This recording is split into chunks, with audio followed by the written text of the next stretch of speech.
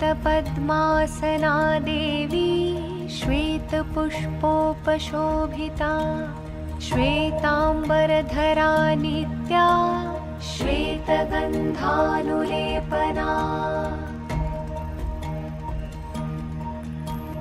श्वेताक्षी शुक्लवस्त्रा च श्वेतचन्दनचर्चिता वरदा सिद्धगन्धर्वैः ऋषिभिः स्तूयते सदा स्तोत्रेणानेन तां देवीं जगद्धात्रीं सरस्वतीं ये स्मरन्ति त्रिकालेषु सर्वा विद्यां लभन्ति ते या देवी स्तूयते नित्यं ब्रह्मेन्द्रसुरकिन्नरैः सा ममैवास्तु जिह्वाग्रे पद्महस्ता सरस्वती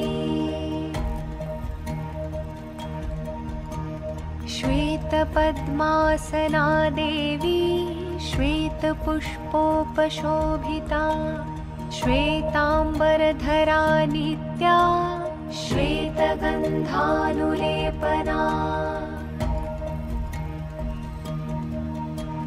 श्वेताक्षी शुक्लवस्त्रा च श्वेतचन्दनचर्चिता वरदा सिद्धगन्धर्वैः ऋषिभिः स्तूयते सदा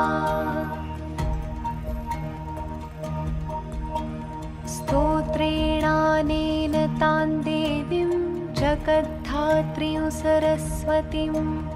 ये स्मरन्ति त्रिकालेषु सर्वा विद्यां लभन्ति ते या देवी स्तूयते नित्यं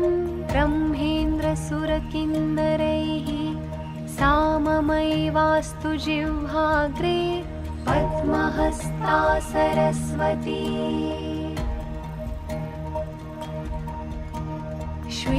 श्वेतपद्मासना देवी श्वेतपुष्पोपशोभिता श्वेताम्बरधरा नित्या श्वेतगन्धानुलेपना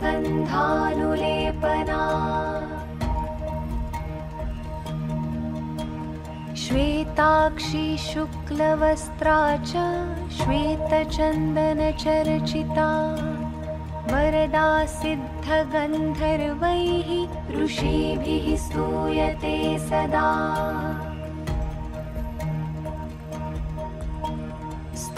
स्तोत्रेणानेन तां देवीं जगद्धात्रीं सरस्वतीं ये स्मरन्ति त्रिकालेषु सर्वा विद्यां लभन्ति ते या देवी स्तूयते नित्यं ब्रह्मेन्द्रसुरकिन्नरैः सा ममैवास्तु जिह्वाग्रे पद्महस्ता सरस्वती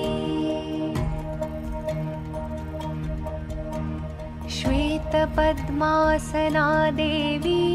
श्वेतपुष्पोपशोभिता श्वेताम्बरधरा नित्या श्वेतगन्धानुलेपना श्वेताक्षी शुक्लवस्त्रा च श्वेतचन्दनचर्चिता वरदा सिद्धगन्धर्वैः ऋषिभिः स्तूयते सदा स्तोत्रेणानेन तां देवीं जगद्धात्रीं सरस्वतीं ये स्मरन्ति त्रिकालेषु सर्वा विद्यां लभन्ति ते या देवी स्तूयते नित्यं ब्रह्मेन्द्रसुरकिन्नरैः सा ममैवास्तु जिह्वाग्रे पद्महस्ता सरस्वती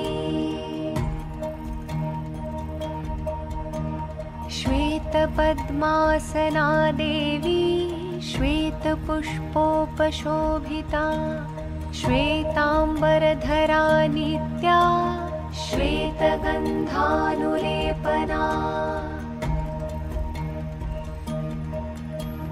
श्वेताक्षी शुक्लवस्त्रा च श्वेतचन्दनचर्चिता वरदा सिद्धगन्धर्वैः ऋषिभिः स्तूयते सदा स्तोत्रेणानेन तां देवीं जगद्धात्रीं सरस्वतीं ये स्मरन्ति त्रिकालेषु सर्वा विद्यां लभन्ति ते या देवी स्तूयते नित्यं ब्रह्मेन्द्रसुरकिन्नरैः सा ममैवास्तु जिह्वाग्रे पद्महस्ता सरस्वती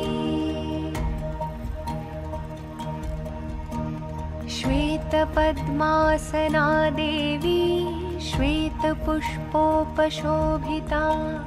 श्वेताम्बरधरा नित्या श्वेतगन्धानुलेपना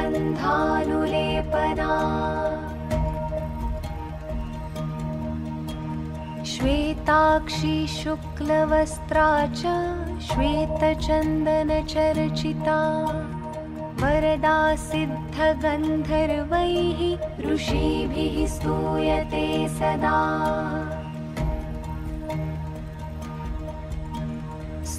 स्तोत्रेणानेन तां देवीं जगद्धात्रीं सरस्वतीं ये स्मरन्ति त्रिकालेषु सर्वा विद्यां लभन्ति ते या देवी स्तूयते नित्यं ब्रह्मेन्द्रसुरकिन्नरैः सा ममैवास्तु जिह्वाग्रे पद्महस्ता सरस्वती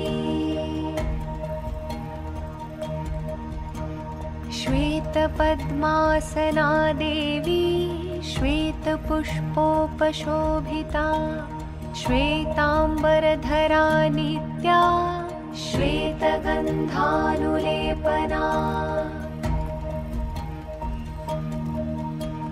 श्वेताक्षी शुक्लवस्त्रा च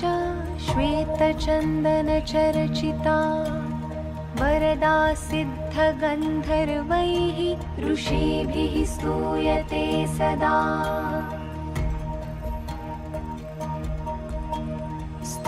स्तोत्रेणानेन तां देवीं जगद्धात्रीं सरस्वतीं ये स्मरन्ति त्रिकालेषु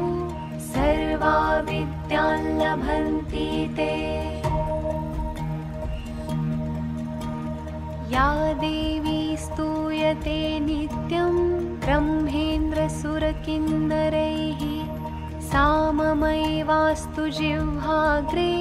पद्महस्ता सरस्वती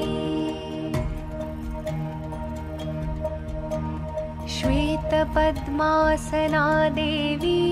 श्वेतपुष्पोपशोभिता श्वेताम्बरधरा नित्या श्वेतगन्धानुलेपना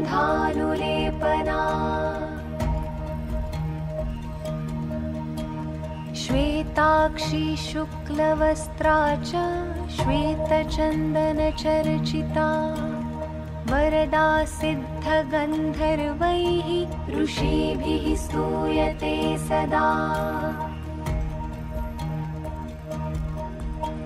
स्तोत्रेणानेन तां देवीं जगद्धात्रीं सरस्वतीं ये स्मरन्ति त्रिकालेषु सर्वा विद्यां लभन्ति ते या देवी स्तूयते नित्यं ब्रह्मेन्द्रसुरकिन्नरैः सा ममैवास्तु जिह्वाग्रे पद्महस्ता सरस्वती श्वेतपद्मासना देवी श्वेतपुष्पोपशोभिता श्वेतांबरधरा नित्या श्वेतगन्धानुलेपना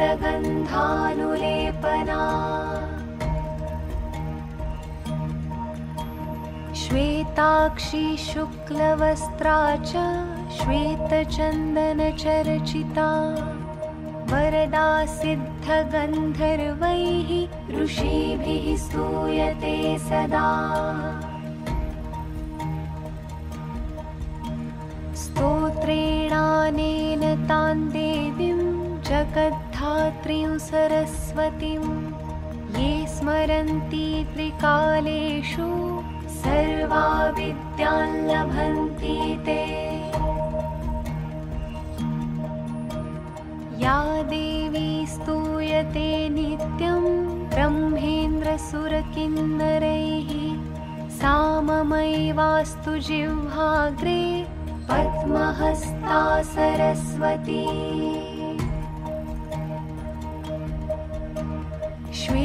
श्वेतपद्मासना देवी श्वेतपुष्पोपशोभिता श्वेतांबरधरा नित्या श्वेतगन्धानुलेपना श्वेताक्षी शुक्लवस्त्रा च श्वेतचन्दनचर्चिता वरदा सिद्धगन्धर्वैः ऋषिभिः स्तूयते सदा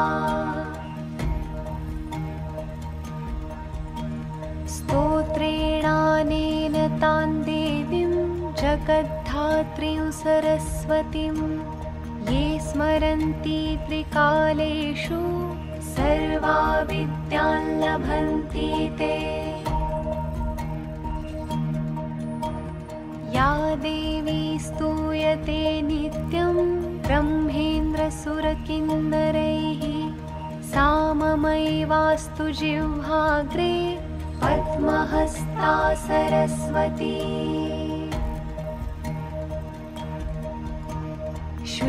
श्वेतपद्मासना देवी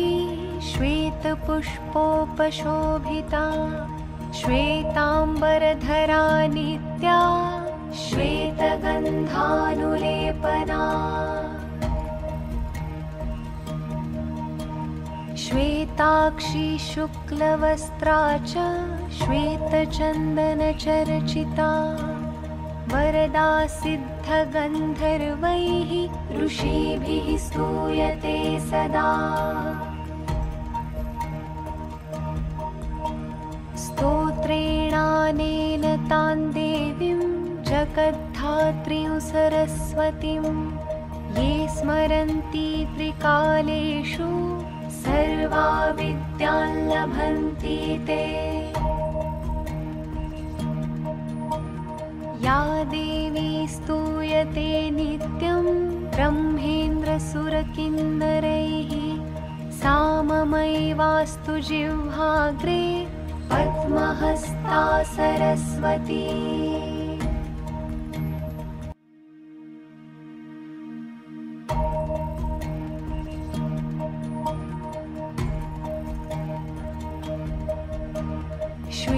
श्वेतपद्मासना देवी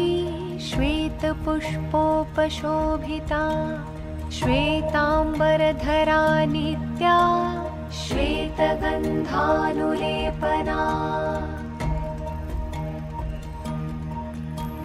श्वेताक्षी शुक्लवस्त्रा च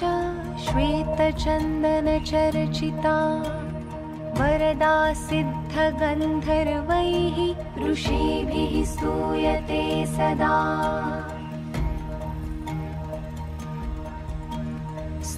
स्तोत्रेणानेन तां देवीं जगद्धात्रीं सरस्वतीं ये स्मरन्ति त्रिकालेषु सर्वा विद्यां लभन्ति ते या देवी स्तूयते नित्यं ब्रह्मेन्द्रसुरकिन्नरैः सा ममैवास्तु जिह्वाग्रे पद्महस्ता सरस्वती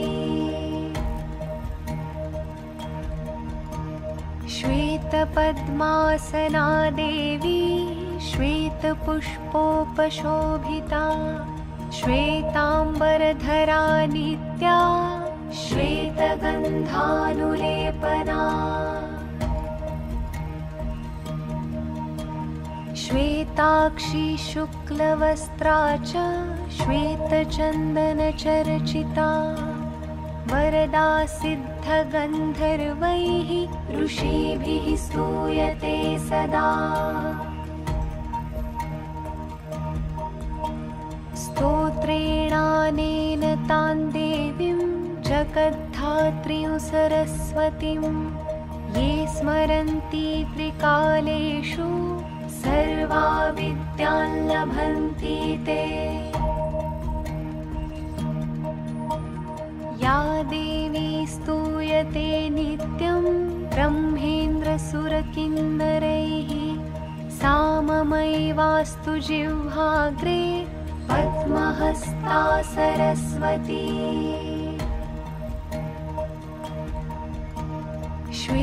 श्वेतपद्मासना देवी श्वेतपुष्पोपशोभिता श्वेताम्बरधरा नित्या श्वेतगन्धानुलेपना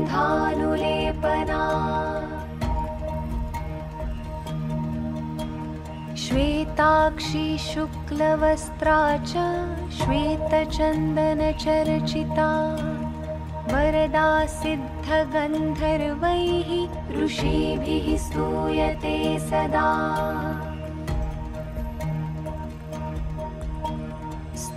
स्तोत्रेणानेन तां देवीं जगद्धात्रीं सरस्वतीं ये स्मरन्ति त्रिकालेषु सर्वा विद्यान् लभन्ति ते या देवी स्तूयते नित्यं ब्रह्मेन्द्रसुरकिन्नरैः सा ममैवास्तु जिह्वाग्रे पद्महस्ता सरस्वती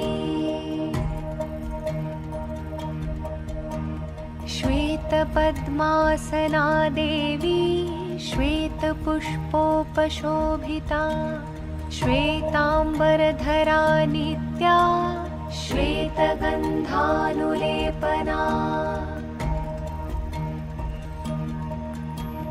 श्वेताक्षी शुक्लवस्त्रा च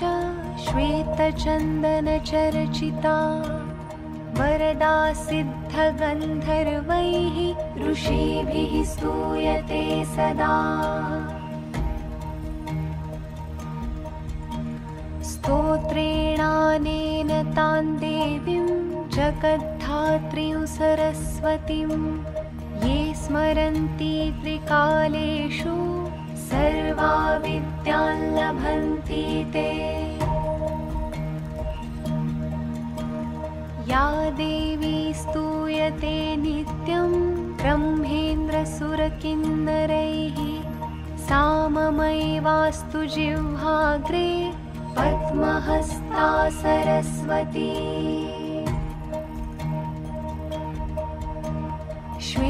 श्वेतपद्मासना देवी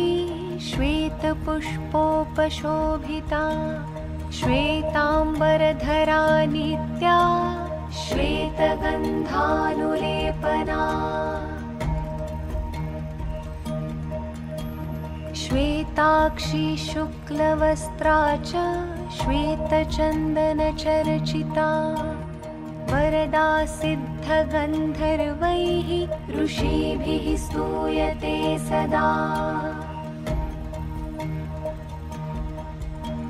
स्तोत्रेणानेन तां देवीं जगद्धात्रीं सरस्वतीं ये स्मरन्ति त्रिकालेषु सर्वा विद्यान् लभन्ति ते या देवी स्तूयते नित्यं ब्रह्मेन्द्रसुरकिन्नरैः सा ममैवास्तु जिह्वाग्रे पद्महस्ता सरस्वती श्वेतपद्मासना देवी श्वेतपुष्पोपशोभिता श्वेतांबरधरा नित्या श्वेतगन्धानुलेपना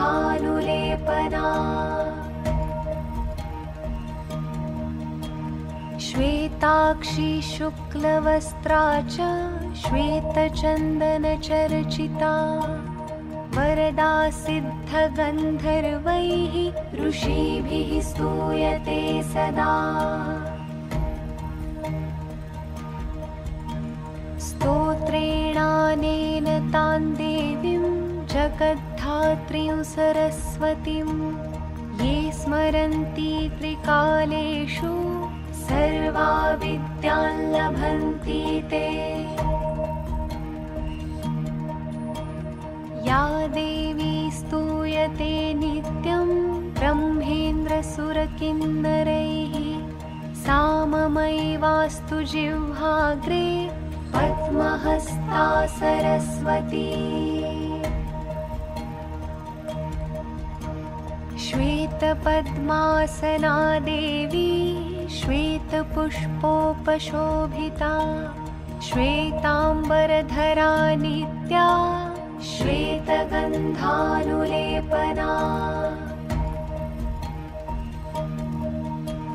श्वेताक्षी शुक्लवस्त्रा च श्वेतचन्दनचर्चिता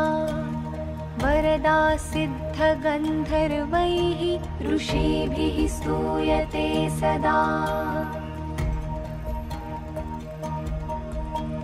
स्तोत्रेणानेन तां देवीं जगद्धात्रीं सरस्वतीं ये स्मरन्ति त्रिकालेषु सर्वा विद्यां लभन्ति ते। या देवी स्तूयते नित्यं ब्रह्मेन्द्रसुरकिन्नरैः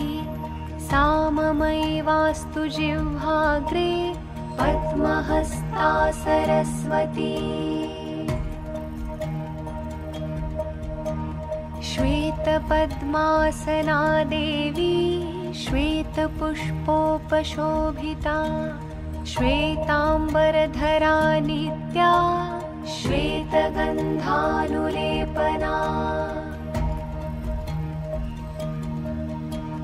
श्वेताक्षी शुक्लवस्त्रा च श्वेतचन्दनचर्चिता वरदा सिद्धगन्धर्वैः ऋषिभिः स्तूयते सदा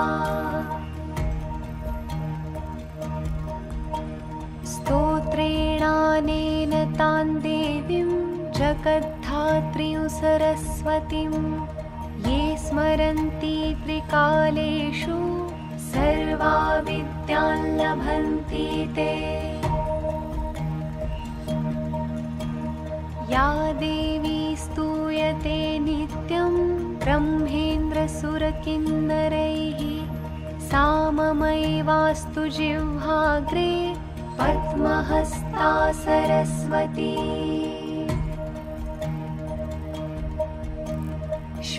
श्वेतपद्मासना देवी श्वेतपुष्पोपशोभिता श्वेतांबरधरा नित्या श्वेतगन्धानुलेपना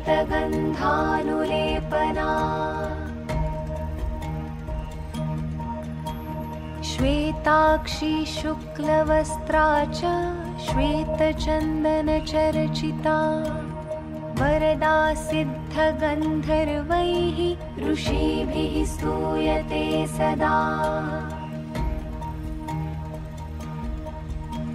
स्तोत्रेणानेन तां देवीं जगद्धात्रीं सरस्वतीं ये स्मरन्ति त्रिकालेषु सर्वा विद्यां लभन्ति ते।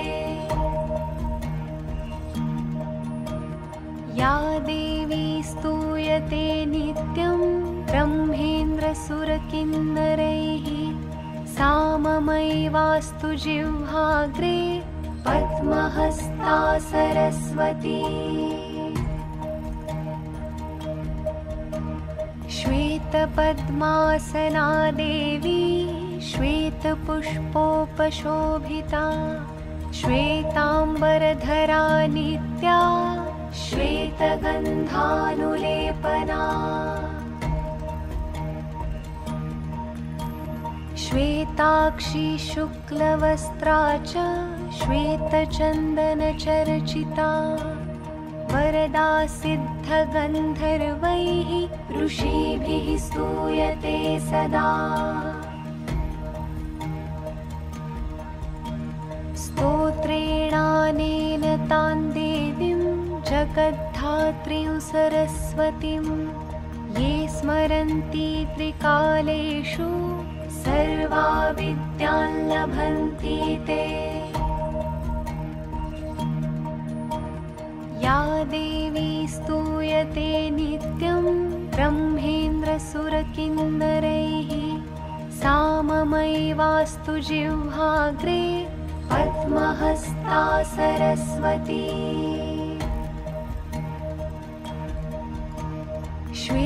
श्वेतपद्मासना देवी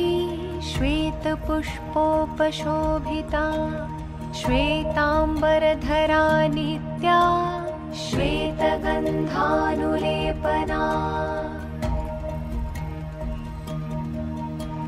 श्वेताक्षी शुक्लवस्त्रा च श्वेतचन्दनचर्चिता वरदा सिद्धगन्धर्वैः ऋषिभिः स्तूयते सदा स्तोत्रेणानेन तां देवीं जगद्धात्रीं सरस्वतीं ये स्मरन्ति त्रिकालेषु सर्वा विद्यां लभन्ति ते या देवी स्तूयते नित्यं ब्रह्मेन्द्रसुरकिन्नरैः सा ममैवास्तु जिह्वाग्रे पद्महस्ता सरस्वती